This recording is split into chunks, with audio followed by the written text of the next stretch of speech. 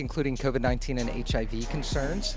A judge just paused a Trump policy that may affect us all. Plus, a church just walked away from their affiliation with their denomination, and you won't believe why they did it. I'm Josh Robbins. This is LGBTQ Health Headlines, presented by O&APV.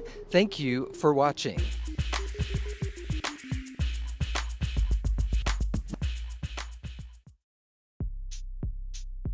This episode of LGBTQ Health Headlines presented by O&APV is sponsored by Tennessee Homegrown, your one-stop shop for creative cannabis products.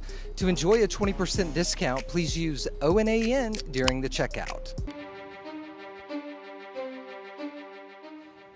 COVID-19 has affected all of us, whether or not we have contracted coronavirus, known someone that has and hopefully recovered, or known people that have been or still are hospitalized, or even some that may have passed away.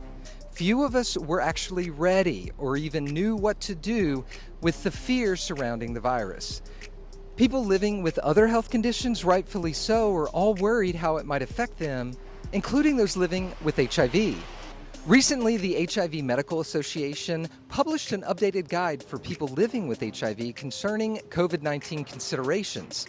In their updated report, the top infectious disease doctors reiterate there are no data indicating that people living with HIV will get sicker than people without HIV or will have worse outcomes. But they caution until more data are available, heightened awareness for severe disease should be considered for persons with HIV. They continue their updated report by saying consultation with an HIV or infectious disease specialist is strongly recommended for people with HIV who are hospitalized for the treatment of COVID-19. And so what do you do if you actually find yourself hospitalized? They recommend to continue HIV antiretroviral therapy as prescribed without interruption. For more COVID-19 coverage, visit our special section at outandaboutnashville.com. Now learn more about this week's sponsor.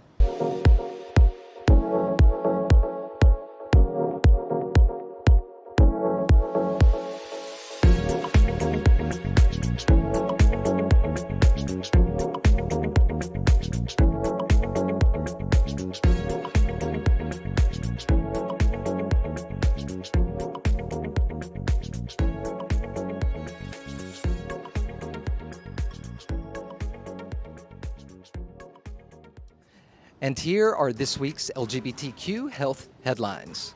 A federal judge placed a hold on a Trump administration rule that allows healthcare providers to refuse services to queer people on religious grounds. Crazy.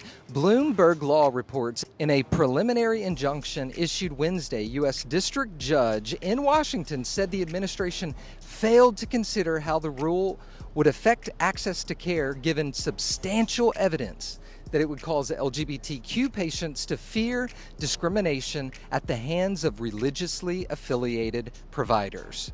Well, that's great news. Next, a new report called Breaking Barriers to Quality Mental Health Care for Queer Youth finds that while the majority of these young people want access to mental health treatment, many don't receive it.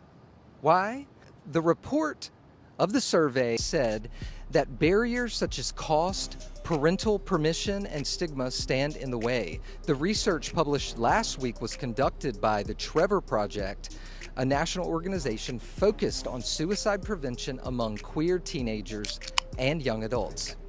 A Georgia congregation said last week that it has finalized its split from the United Methodist Church after the denomination's really divisive vote last year to strengthen bans on same-sex marriage and ordination of LGBTQ pastors. And they are against the Methodist Church's ban, so they just said, girl, bye. Well, isn't that refreshing finally? Churches standing up for equality. That's a great thing, so good luck to them.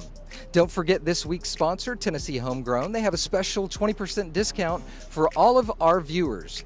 The discount code is O&APV. I'm Josh Robbins, and this was LGBTQ Health Headlines, presented by O&APV. Ciao.